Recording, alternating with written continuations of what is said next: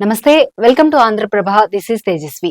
10 ఏళ్ల పాటు అధికారానికి దూరంగా ఉన్న పవన్ ను ఏపీ ప్రజలు పూర్తిగా నమ్మారు. సినిమాల ద్వారా వచ్చిన డబ్బును రైతులకు సాయంగా ఇచ్చారు. 2019లో 2 చోట్ల పోటీ చేసి ఓడినా కూడా పవన్ ఏపీని వీడలేదు. ప్రజలకు ఎప్పటికప్పుడు అండగా నిలిచారు. టీడీపీ అధినేత చంద్రబాబు జైలు పాలైనప్పుడు ఆ పార్టీకి అండగా నిలిచారు.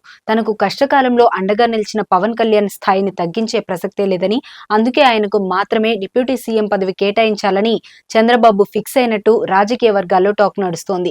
ఎమ్మెల్యేగా అసెంబ్లీ గేటు తాకనీయబోమన్న వారికి ఓ రేంజ్ సమాధానమిది. ఏకంగా డిప్యూటీ సీఎం గానే అసెంబ్లీలో పవన్ అడుగుపెట్టబోతున్నారు. వాస్తవానికి ఆయన విజయం కూడా ఓ అద్భుతమే. 70,000కు పైగా మెజారిటీతో పిఠాపురం నుండి విజయం సాధించారు. ఇంత మెజారిటీ అంటే మాటలు కాదు. పిఠాపురంలో పవన్ గెలవరంటూ వైసీపీ నేతలు నానా రచ్చ చేశారు. తను మాత్రమే కాదు, తన పార్టీ తరపున బరిలో నిలిచిన వారందరినీ గెలిపించుకున్నారు.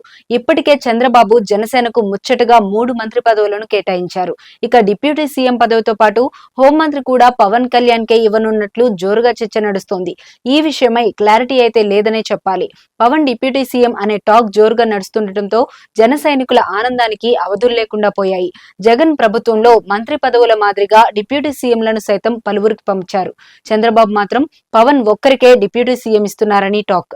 దీంతో పవన్ ఒక్కరికే డిప్యూటీ సీఎం పదవి ఇస్తున్నారని, ఇది మా నాయకుడి రేంజ్ అంటూ జన సైనికులు సోషల్ మీడియాలో పోస్టులు పెడుతున్నారు.